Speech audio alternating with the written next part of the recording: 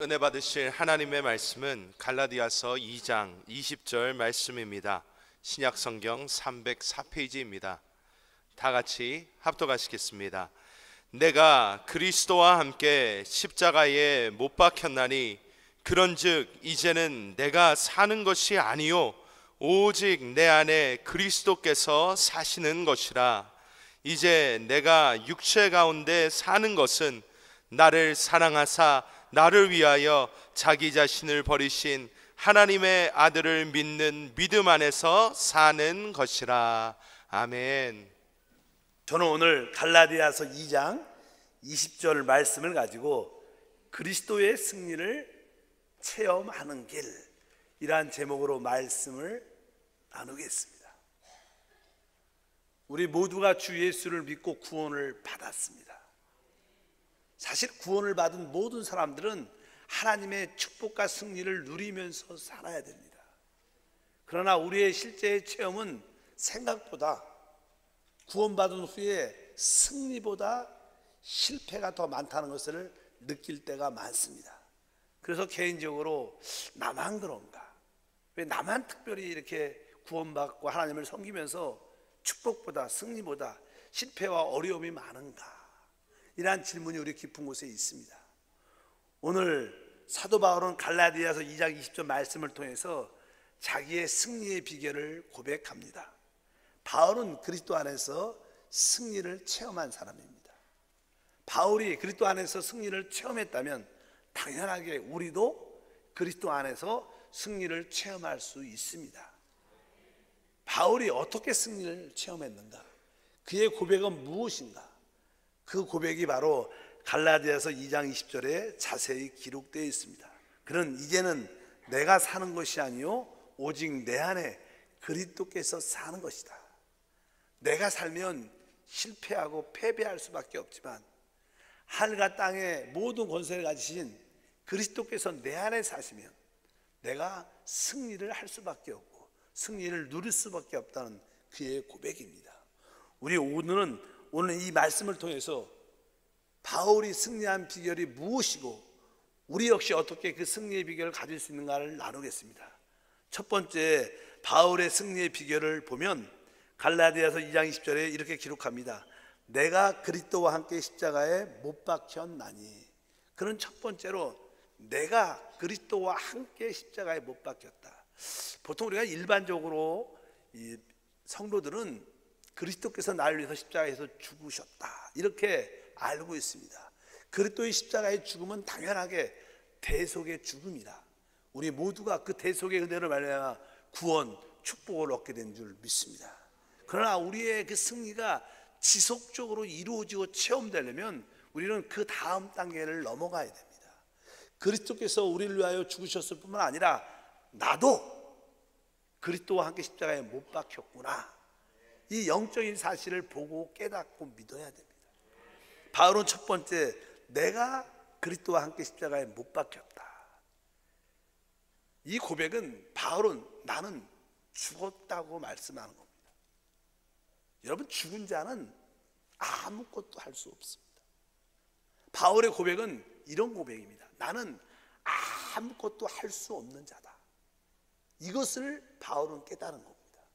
우리가 신앙생활에 우리는 우리가 늘 할 수 있다고 생각을 하고 또 하려고 노력과 열정을 많이 갖습니다.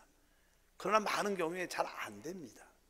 이번엔 안 되니까 다음엔 될 거야 또 기대해갖고 또 하려고 하지만 또 실패하고 넘어질 때가 참 많습니다. 그래서 우리는 바울의 고백처럼 나는 그리스도와 함께 십자가에 못 박혀 죽은 자다. 나는 아무것도 할 수 없다. 이 하나님이 우리에게 말씀하신 하나님의 평가를 우리는 받아들여야 됩니다. 그러나 우리는 하나님 평가 대신 아니야 다른 사람은 안 돼도 나는 할 수 있을 거야. 그래서 자꾸만 자기에 대한 기대와 희망을 갖고 있습니다. 하나님이 왜 우리에게 실패를 허락하시는가? 그것은 우리에게 실망을 주기 위한 것이 아니라 하나님이 우리에게 실패를 허락하신 이유는 오늘 말씀에처럼 내 자신은 아무것도 할 수 없는 자구나. 그것을 뼈저리게 알기 위한 것입니다. 여러분들이 자꾸만 여러분들이 무엇인가 하고 또 노력하고 하면 여러분들은 더 큰 실패를 갖게 될 겁니다. 여러분들은 여러분에게 대한 기대가 많으면 많을수록 여러분들은 더 큰 실패를 체험하게 되고 더 깊은 절망을 빠질 수밖에 없습니다. 결국 나중에 나는 아무것도 할 수 없어, 그것을 깨닫는 것이 얼마나 중요한지. 누가복음 18장에 보면요, 어떤 한 관리가, 젊은 관리가 예수님께 찾아 나옵니다. 뭐 관리라는 것은 지금으로 말하면 어떤 행정고시나 사시 같은 데 붙은 어떠한 아주 이렇게 높은 자입니다. 그래서 하나님 말씀에 대한 이해도 있고 주님의 말씀에 대한 이야기도 듣고 주님께 따라가서 말씀합니다. 내가 무엇을 해야 영생을 얻을 수 있습니까? 그러니까 우리 주님께서 네가 계명을 아느니 간음하지 말라, 살인하지 말라, 도둑질하지 말라, 거짓 증언하지 말라, 내 부모를 공경하라, 계명에 쓰여 있다. 그러니까 그가 아주 대답을 합니다. 네 선생님, 내가 어릴 때부터요 그러한 계명을 다 지켰습니다.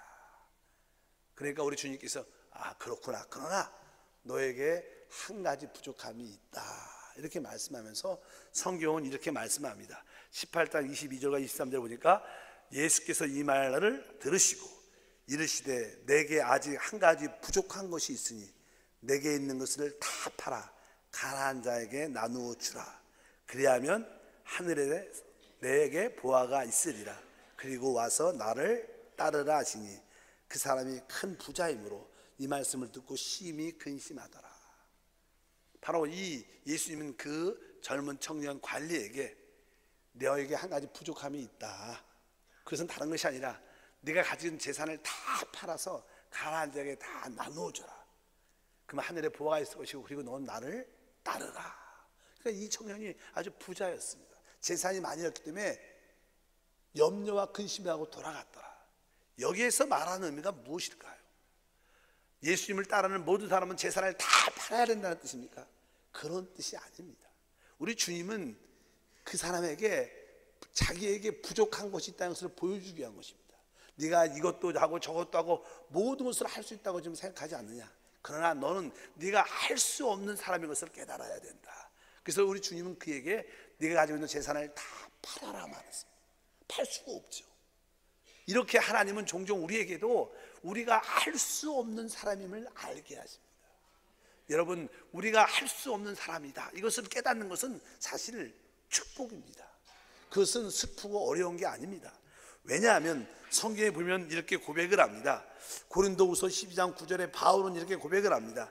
나에게 이르시기를 내 은혜가 내게 족하도다. 이는 내 능력이 약한 데서 온전하여짐이라 하신지라. 그러므로 도리어 크게 기뻐함으로 나의 여러 약한 것들에 대하여 자랑하느니 이는 그리스도의 능력이 내게 머물게 하려 함이라. 바울에게는 아주 육신의 가시로 인하여 아주 육신의 연약함을 갖고 있었어요. 그래서 항상 복음을 전하고 사역하는데 그 자기의 연약함과 부족함 때문에 항상 사역에, 하나님 일에, 모든 삶 속에 방해해야 되는 생각을 많이 했습니다. 그래서 하나님께 아주 간절히 3번 이상 간절히 간구합니다. 하나님, 나에게서 이것을 제거해 주십시오. 이 문제를 해결해 주시옵소서. 나의 연약함을 뽑아 주시옵소서. 치유해 주시옵소서. 이렇게 간절히 기도했는데 우리 주님의 응답이 오늘 그 말씀입니다. 내 은혜가 내가 족하다. 이는 내 능력이 약한 데서 온전하여 진다. 여기서 사도 바울은 영적인 눈이 활짝 띄어집니다. 전에는 자기의 연약함이, 자기의 부족함이 하나님의 일에 또 인생을 사는데 실패하고 장애물이 된다고 생각을 했습니다. 그런데 자기의 이 부족함이, 자기의 연약함이 하나님의 능력을 체험하는 길이 되는구나. 그렇다면 나의 연약함과 이 실패가 부끄러운 게 아니지 않느냐? 이게 슬픈 게 아니지 않는가? 이게 울 게 아니지 않는가? 이것은 자랑할 것이다. 그래서 사실 그는 다시 한번 12장 9절에 뒤에 부분만 읽어보니까 나의 여러 약한 것들에 대하여 자랑한다. 이는 그리스도의 능력이 내게 머물게 하려 함이다. 원래 자랑한다는 뜻은요, 영광으로 상징하는, 영광이라는 뜻이에요. 영광. 내 연약함이 나의 영광이다, 영광으로 받아들이기다, 이런 뜻입니다. 왜? 나의 연약함이, 나의 부족함이, 나의 무능력이 하나님의 능력을 체험하는 길이 된다는 거예요. 여러분들에게 연약함이 없다면, 부족함이 없다면 하나님은 여러분에게 역사하지 않습니다. 하나님은 여러분을 만나주지 않습니다. 그러나 우리 깊은 곳에 나에게 부족한 연약함을 깨뜨릴 때 바로 하나님은 우리 가운데 역사하시는 줄 믿습니다. 그래서 바울은 고백하죠. 내가 십자가에 못 박혀 죽은 자다. 나는 죽었기 때문에 아무것도 할 수 없는 자야. 이제 나는 이 연약함 때문에 옛날에는 슬퍼하고 저 눈물도 흘리고 안타까워했지만 나는 이제 내 연약함 내에 연연하지 않겠어. 연약함은 내가 하나님을 섬기고 하나님의 축복을 누리는데 방해되지 않아. 이것은 더 도움이 돼. 이것 때문에 하나님이 나를 붙잡아 주시고 이것 때문에 나를 더 강하게 만들어 주시는 거예요. 나는 이 연약함을 자랑할 거다. 난 이 연약함을 영광으로 여길 것이다. 마찬가지로 여러분들은 여러분의 부족함 때문에 너무나 슬퍼하지 마십시오. 실패할 때문에 너무 안타까워하지 마십시오. 여러분의 가난 때문에 혹시 다가오는 질병 때문에 어려운 자녀 때문에 남편 때문에 힘들어하지 마십시오. 그것 때문에 여러분들은 더 큰 하나님을 만날 수 있습니다. 더 큰 축복을 누릴 수 있는 길이 될 것이다. 이것은 우리의 생각과 마음의 변화인 줄 믿습니다. 그래서 항상 여러분에게 여러분 스스로 해결할 수 없는 일이 다가오거든 하나님께 감사하셔야 돼요. 하나님 감사합니다. 내가 이것을 할 수 없음을 알게 하시면 감사합니다. 그러나 하나님이 하심을 믿습니다. 이렇게 항상 여러분들이 첫 번째 고백, 나는 할 수 없다. 이것을 분명하게 알아야 진정한 승리가 시작될 수 있어요. 여러분들이 난 할 수 있어, 나는 하면 돼, 이런 생각을 계속 갖고 있다면 여러분은 더 실패할 겁니다. 생각보다 되는 것 같다가 안 되는 겁니다. 여러분들은 더 큰 좌절과 실망을 겪을 수밖에 없을 것입니다. 바로 첫 번째 조건은 내가 할 수 없음을 진짜 아는 거예요. 나는 아무것도 못합니다. 이것이 우리 뼛속에서부터 나올 때 그때부터 하나님의 역사하심이 시작됩니다. 두 번째로 그리스도의 승리를 누릴 수 있는 길은요, 믿음이 있어야 됩니다. 나는 할 수 없다 이것만 알아갖고 기적이 일어나지 않아요. 나는 할 수 없는 사람 이것만 안다고 하나님의 승리가 내 것이 되지 않습니다. 우리는 두 번째 믿음을 가져야 돼요. 오늘 갈라디아서 2장 20절 후반절에 보면 이제 내가 육체 가운데 사는 것은 나를 사랑하사 나를 위하여 자기 자신을 버리신 하나님의 아들을 믿는 믿음 안에서 사는 것이다. 여기 보면 하나님의 아들을 믿는 믿음 안에서 산다. 이 전에 이렇게 말씀했습니다. 바로 내가 육체 가운데 사는 것은 나를 사랑하사 나를 위하여 자기 자신을 버리신, 이렇게 말씀합니다. 하나님은요 우리를 사랑하십니다. 우리를 사랑하셔서 독생자 아들을까지 주셨다는 거예요. 그 아들을 주신 하나님께서 왜 무엇을 주시지 않겠는가? 여러분들이 가지고 있는 최고 것을 주셨는데 왜 나머지 부수적이고 작은 것들을 주시지 않겠냐는 뜻입니다.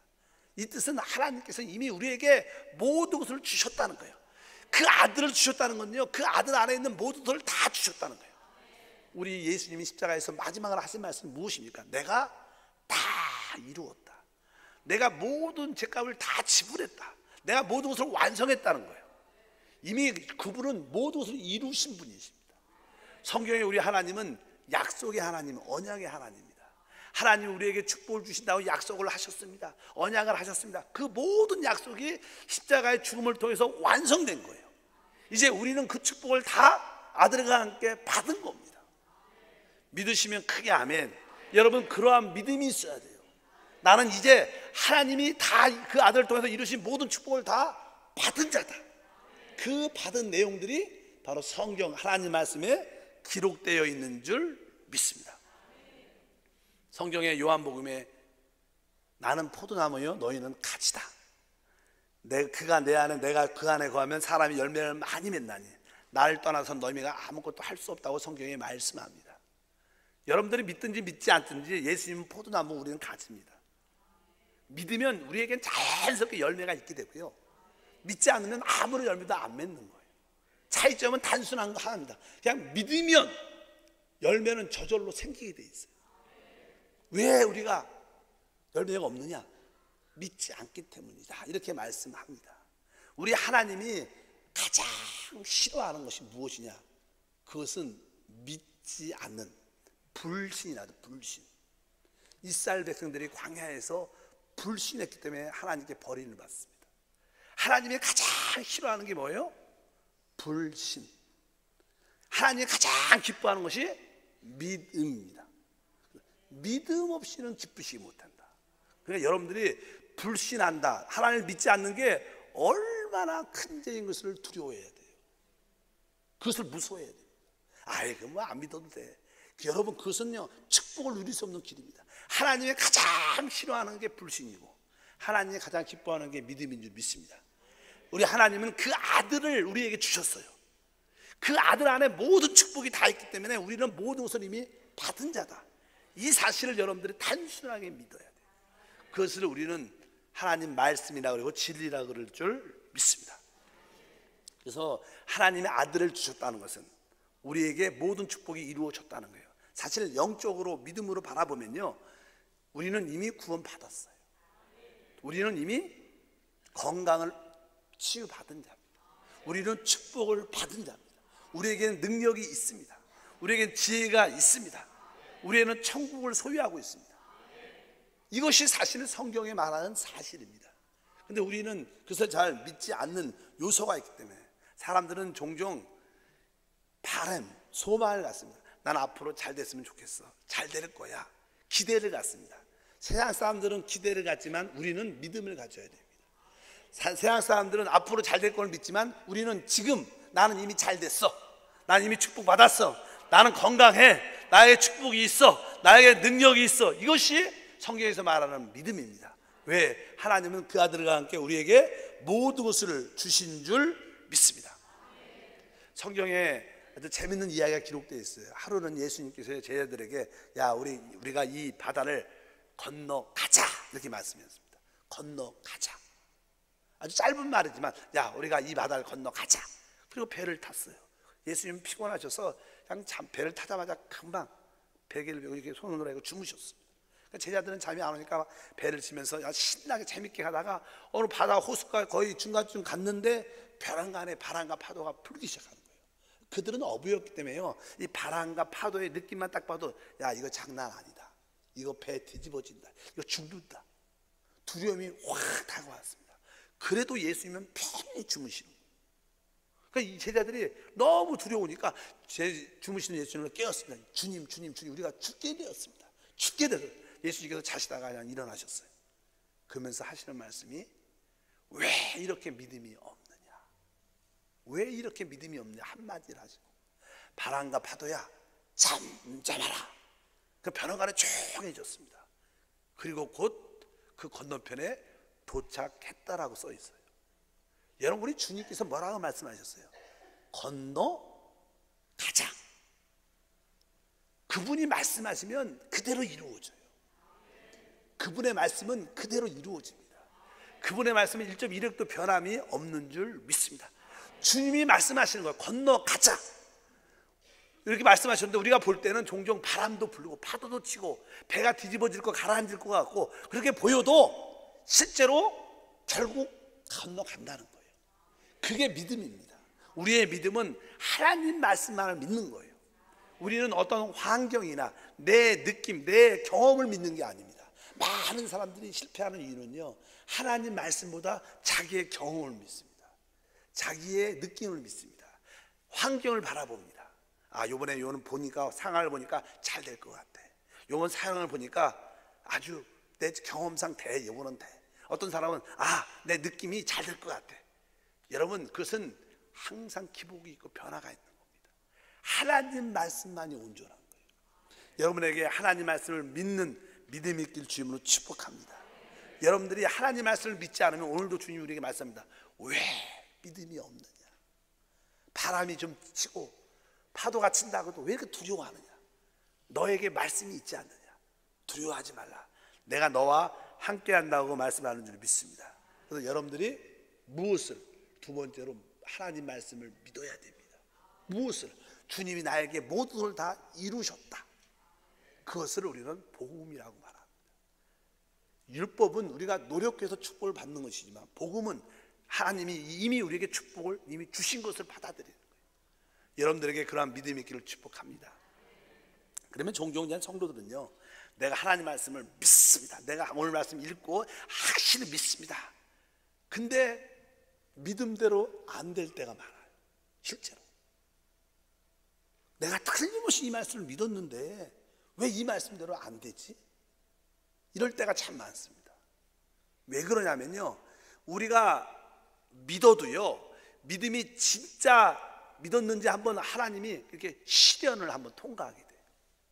말로만 믿습니다가 진짜인지 가짜인지 한번 테스트가 우리에게 주어지게 돼 있어요. 거기에 대해서 베드로전서 1장 7절에 그런 말씀이 기록되어 있습니다. 읽어보면 너희의 믿음의 확실함은 불로 연단하여도 없어질 금보다 더 귀하여 예수 그리스도께서 나타나실 때 칭찬과 영광과 존귀를 얻게 할 것이니라. 여기 보면 너희의 믿음의 확실함, 내 믿음이 확실한지를 체험해야 된다는 거예요. 그 믿음이 확실한 것을 어떻게? 시련을 통해서. 그래도 원래 우리가 여기는 개정판이죠. 개정판이지만 여기 원래 개혁판에는 너의 믿음의 시련이라, 시련이란다. 시련, 믿음의 시련이 있다는 거예요. 여러분들이 내가 믿습니다, 내가 이 하나님 말씀을 믿습니다 해도 한 번은 꼭 하나님이 시련을 통과한다는 거예요. 이것이 진짜 확실한가, 확실하지 않은가. 여러분들이 흔들리지 말아야 된다. 내가 이 말씀을 믿습니다 그럴 때 흔들리지 말아야 된다는 거예요. 한 번쯤은 꼭 흔들립니다. 사단이 흔들고 또 사람들이 흔들고 또 내 자신이 흔들릴 때가 있어요. 그때 나는 끝까지 이 믿음을 통과한다, 이 믿음의 시련을 통과해서 믿음의 확신을 간다, 그런 뜻을 갖고 있는 줄 믿습니다. 우리에게 왜 믿음의 시련이 오는가? 그것은 간단합니다. 종종 우리가 어떤 축복을 받게 되고 승리를 하게 되면요, 야, 내가 변화돼서 그래, 내가 열심히 해서 그래, 이렇게 자꾸만 그 공을 내 자신한테 돌리는 기질들이 있어요. 기질들이 있어요. 우리는 그래요. 뭘 잘 되면요, 야, 내가 변화돼서 잘 된 거야, 내가 좀 뭔가 이제 되나 봐, 이런 착각을 할 때가 있어요. 그러나 하나님의 축복은요, 우리 상태와 상관이 별로 없어요. 믿으시면 아멘. 하나님은 그냥 승리를 우리에게 주신 거예요. 은혜로 승리를 주신 것이지 우리의 상태에 따라 주시고 안 주시고 그런 문제가 아니라는 거. 우리는 단순하게 하나님이 우리에게 승리를 주신 것을 받아들여야 돼요. 우리는 단순하게 하나님 말씀만이 참된 것을 받아야 될 줄 믿습니다. 그래서 여러분들이 아까 말씀드린 것처럼 환경에 흔들리지 말고, 내 경험에 흔들리지 말고, 내 느낌에 흔들리지 말고 오직 말씀만 붙잡길 주임으로 축복합니다. 우리가 이제 아는 특별히 엄마들이 자녀를 키울 때, 특별히 남자 아이를 키울 때는 이 사랑에, 인내, 온유함에 한계를 느낍니다. 딸들은 그래도 조금 가볍고 말도 잘 듣는데 아들 중에 안 그런 아들도 있어요. 근데 대부분 아들들은요, 남자는 이렇게 생태적으로 좀 이렇게 와일드하고 거칠고 조금 막 그러니까 또 힘도 세고 그러니까 나는 어릴 땐 몰라도 점점점 2살, 3살, 5살 또 이제 중학교 가면 또 감당이 안 됩니다. 그래서 그냥 엄마들의 그 사랑, 인내, 온유함에 다 바닥이 쫙 나갔고 아들을 키우면서 많이 우십니다. 그러면서 믿음으로 하나님, 나는 사랑도 부족하고 나는 인내도 부족하고 온유도 부족하고 하나님 어떻게 했습니까? 막 그냥 저렇게 울 때도 종종 있을 때가 있어요. 그럴 때 실제 우리가 믿음 안에서 내가 자녀를 키울 때 그렇게 좌절을 느낄 때 어떻게 해야 될 것인가?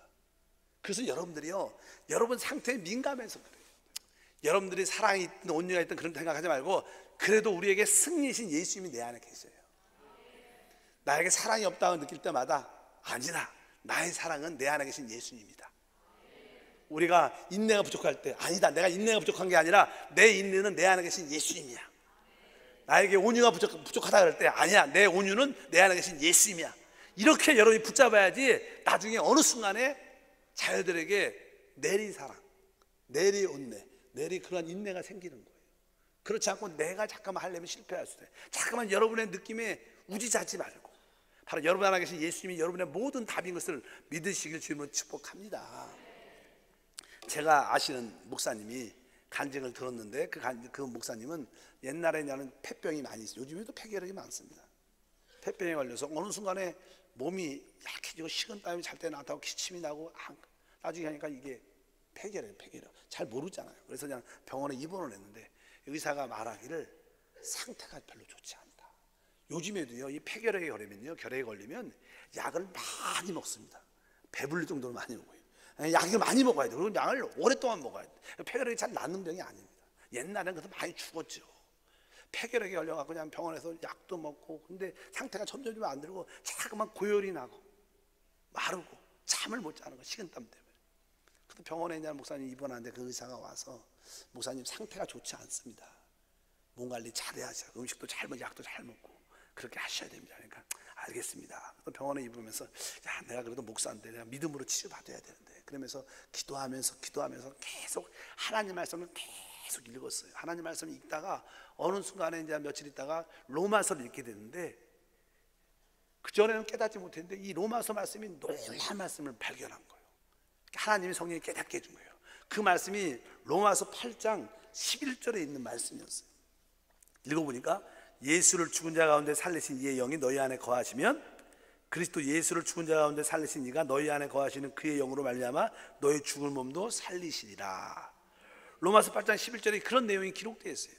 이 말씀은 다른 내용이 아니라 예수님이 죽으셨는데 예수님을 부활시킨 그분이 누구냐면 성령이라는 거예요. 바로 성령이 예수를 부활시켰다는 거예요. 그런데 지금 우리 안에 예수를 살리신 부활시키신 그 성령이 우리 안에 있다는 거예요. 로마서 8장 11절에 그 얘기입니다. 그러니까 우리 안에 계시는 그 성령으로 말미암아 우리가 죽어가는 몸을 살려주신다는 거예요. 이 말씀을 깨닫게 되고 이 말씀이 내 마음으로 딱 들어오는 거예요. 와, 맞다. 내 안에 예수를 죽은 자 가운데 살리신 그 성령이 계시지. 그러니까 당연하게 그 영이 바로 내 이 결핵도 치유해 주시고 살려 주신다. 그런 확신이 딱 들어오니까 얼마나 기쁜지. 그래서 그냥 마음속에 야, 이게 레마다. 이게 하나님 말씀이다. 나는 치유받았다. 나는 회복됐다. 할렐루야. 그리고 이제는 저녁이 돼서 잘라 그래갖고 당연하게 이제는 하나님 말씀도 받았으니까 응답이 와요. 응답이 왔다고 생각을 했습니다. 근데 목사님 보니까 그날따라 열이 더 나는 거예요. 그날따라 식은땀이 더 나고 잠을 더 못 자는 거예요. 그리고 나서 그냥 그 다음날 아침에 회진이 돼갖고 의사가 와서 목사님 왜 잠을 못 주무십니까? 열이 더 있습니다. 더 상태가 안 좋아졌습니다. 그 말을 딱 하니까 마음에 두려움이 딱 다가오는 거예요. 그러면서도 한편적으로 또 위로가 다가오는 거예요. 왜냐하면 아니 주님이 나에게 말씀을 주셨는데 의사는 나보고 더 열이 나고 상태가 안 좋다고 말하고 하나님은 바로 너 안에 거하시는 그 성령으로 말미암아 네가 죽은 몸도 살리실 것이다. 나에게 치유했다고 말씀하셨는데 어떤 게 진짜 그 생각이 편안하게 딱 드는 거예요. 그러면서 우리가 요한복음 10장 17절에 이런 말씀이 있습니다. 하나님 말씀은 진리다. 맞아. 하나님 말씀만 진리지. 그러면 지금 하나님 말씀, 하나님이 성령으로 말미암아 나를 치유했다는 그 말씀이 진짜인지 아니면 의사가 열이 나고 아픈 게 진짜인지 둘 중에 하나가 진짜일 것이다. 그래서 이 목사님이 결단을 했습니다. 그러면 나는 진리이신 하나님 말씀을 믿겠다. 그럼 나는 지금 치유받은 자다. 그럼 내가 지금 열은 거짓이다. 식은땀이 나는 것도 거짓이다. 통증이 있는 거 거짓이다. 난 결단하겠다. 이 거짓의 고열은 떠나가라. 넌 진짜가 아니다. 이 모든 식은땀, 증상, 이 기침 떠나가라. 이렇게 기도를 바꿨어요. 나는 건강하다. 건강하다. 그리고 그 결단을 했어요. 나는 진리 참된 것을 붙잡겠다. 그리고 나서 기도를 1시간 이상 뜨겁게 이 고열은 열병은 떠나가라. 이 식은땀도 떠나가라. 이 통증도 떠나가라. 나는 건강하다. 주님 날 치유하셨다. 넌 진짜가 아니다. 열이 난 것은 가짜다. 통증도 가짜다. 하나님 말씀만이 참된 것이다. 기도를 뜨겁게 하니까 얼마나 피곤하겠어요? 주무셨어요. 일어나셨는데 진짜 났어. 여러분 우리가 선택을 하셔야 돼요. 여러분들이 말씀을 선택할 것인지 내 아픈 느낌, 체험, 환경이 선택할 것인지 우리는 선택을 해야 됩니다. 그럴 때 믿음의 시련, 믿음의 확신함이 정해져요. 여러분들이 나는 믿음의 시련을 다가와도 나는 말씀만을 붙잡겠다. 이것이 참된 것이다. 그리고 여러분들이 흔들리지 않고 끝까지 말씀을 붙잡으면 결국 어떻게 돼요? 말씀대로 이루어집니다. 그래서 그 목사님이 치유됐습니다. 실제로요 우리 교회에 권사님 계신데 권사님이 관절 류마티스가 심하세요. 그래서 얼마나 고통스러워하고 아프셨는지 그렇게 너무나 아프셔서 기도도 많이 하셨어요. 그래서 제가 어느 날 신방 가서 이 말씀을 주셨어요. 이 말씀을 줬어요. 근데 그 권사님이 전에 한 2, 3주에 그런 간증을 하시더라고요. 목사님 신방 와서 이 말씀을 주셨는데 자기가 그때부터 계속 이 말씀을 붙잡고 기도한대. 아프면 아플수록 더 이 말씀을 붙잡고 기도한다. 여러분, 관절을 류마티스 잘 나는 병이 아닙니다. 늘 약 먹어야 돼요. 약을 떨어지면 또 통증이 오고 고통스러운, 류마티스, 치료할 수 없는 그런 뜻이에요. 그 병 자체가 그런 병인데, 끝까지 이 말씀을 붙잡고 아프면 아플수록 더 이 말씀을 붙잡고, 죽은 자의 살리시니 내 영에 거하시면 그 영으로 말미암아 내 죽음도 살리실 것이다. 근데 그 말씀을 끝까지 붙잡으니까 어느 순간부터 봉사도 하시고 햅십에서 율동도 하시고 이렇게 막 그러시는 거예요. 그러면서 하나님의 제카라에서 하시고, 그래서 치유받았어요. 그래서 그런 간증을 하셨어요. 그러니까 여러분들이 중요한 게 여러분의 선택의 문제라는 거예요. 여러분들이 내가 참이신 진리신 하나님 말씀을 선택한 것인지, 그냥 보이는 환경, 내 느낌, 경험 갖고 두려워할 것인지 여러분들이 선택을 하실 거예요. 여러분들 하나님 선택을 했으면 이것은 가짜니까 무시하고 대적하고 쫓아내고 하나님 말씀만 끝까지 붙잡고 어느 순간에 그것이 참 믿음이 돼요. 무슨 믿음이요? 참 믿음. 참 믿음이 되면요, 우리 앞에 있는 문제의 산은 옮겨집니다.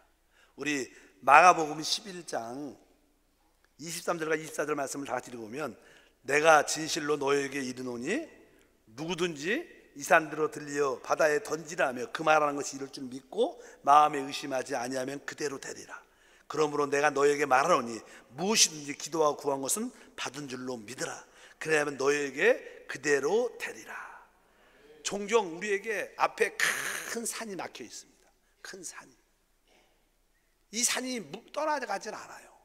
그런데 아까 말씀드린 것처럼 여러분들이 하나님의 그 진리의 말씀을 꽉 붙잡고 이 말씀을 선택하고, 내가 죽으면 죽어도 내가 이 말씀이 믿겠다, 이렇게 결국 가면 여러분들은 참된 믿음을 갖게 돼요. 여러분들이 참된 믿음을 딱 갖는 그 순간 우리 앞에 있는 문제의 산은 옮겨집니다. 여러분들이 참된 믿음을 안 가지면 그 문제의 산은 절대로 옮겨지지 않고 그대로 있어요. 그러나 여러분들이 참된 믿음을 갖고 있으면 그 산은 옮겨지게 돼 있어요. 같이 공존을 하지 못해요. 참된 믿음을 가지면 문제의 산은 옮겨질 것이고, 문제의 산이 옮겨지지 않으면 내가 믿음이 아직 시련을 통과하지 않은 거예요. 어차피 여러분들이 죽어도 살아도 흥해도 성해도 내가 하나님 말씀대로 살 것이다, 이러한 결단을 가지면 여러분들은 바로 오늘 말씀했처럼 그리스도의 승리가 나타나게 돼요. 그리스도의 승리는요, 아까 말씀한 나는 아무것도 할 수 없는 것을 깨닫는 겁니다. 그러나 주님이 날 위해서 모든 걸 다 이루셨다는 하나님의 그 말씀을 붙잡는 거예요. 근데 여러분들이 그 말씀을 붙잡았을 때 시련이 있다는, 흔들림이 있다는 거, 그때 여러분들이 흔들리지 말고 끝까지 붙잡아야 되는 거예요. 끝까지 붙잡아야 돼요. 여러분들이 환경 두려워하지 말고, 여러분의 느낌 체험 두려워하지 말고, 이 말씀만이 진짜다, 이 말씀만이 진짜입니다, 끝까지 이게 붙잡고 있으면 어느 순간에 참된 믿음이 딱 되면서 우리 앞에 있는 문제의 산은 다 옮겨지고 그리스도의 승리를 우리가 누리는 그런 역사가 함께 할 줄 믿습니다. 바울이 이렇게 승리를 체험한 겁니다.